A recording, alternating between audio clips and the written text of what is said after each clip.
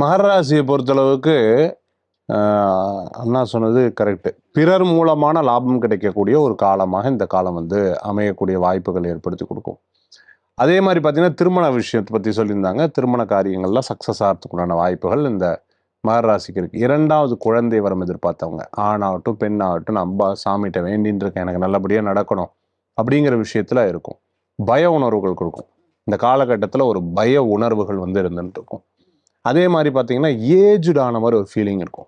எனக்கு வயசு வந்து 30 தான், ஆனால் என்னோட பாடி கண்டிஷன் பார்த்தீங்க அப்படின்னு சொன்னால் ஒரு 50 மாதிரி இருக்குது. கை கால் வலி, முதுகு வலி, கால் வலி இருந்துட்டு இருக்கு. சம்பவம் எனக்கு என்னமோ சார் இன்னும் ஒரு அப்படின்னு யாராவது அங்கிள் ஆன்ட்டின்னு சொல்லிட்டா பயம் வந்துடும்.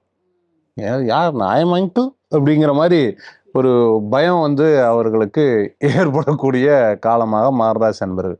சினிமா ப்ரொடியூசராக இருந்துட்டு இருக்கவங்க சூப்பராக இருக்கும். சினிமா நடிகராக இருக்கவங்க சூப்பராக இருக்கும். அதே மாதிரி இசை அமைப்பாளராக இருந்துட்டு இருக்கவங்க சூப்பராக இருக்கும். சிங்கிள் பேரண்ட், நாங்கள் தான் சார் குடும்பத்தை வச்சு காப்போம். எல்லாரும் ஏதாவது பேசாத விஷயம் கிடையாது. ரொம்ப கஷ்டப்பட்டு என் குழந்தைய வளர்த்துட்டு இருக்கேன். அவங்க என்ன நினச்சாங்களோ அந்த குழந்தை வளர்கிறதுக்குண்டான ஒரு சூழ்நிலைகள் வந்து வரக்கூடிய வாய்ப்புகள் ஏற்படுது. கணவர் மனைவி இந்த புரிதல்ங்கிறது ரொம்ப கடினம். சில பேர் சொல்லுவாங்க 30 வருஷம் எடுக்கும், 10 வருஷம் எடுக்கும். சில பேர் சார் அதெல்லாம் இப்போல்லாம் அப்படிதான் இருக்கும் அப்படிலாம் சொல்லுவாங்க. பட் அந்த புரிதல் வர்றது பார்த்தீங்களா, இந்த புரிதல் இந்த காலகட்டத்தில் கனெக்ட் பண்ணிங்கன்னா ரொம்ப நல்லாயிருக்கும்.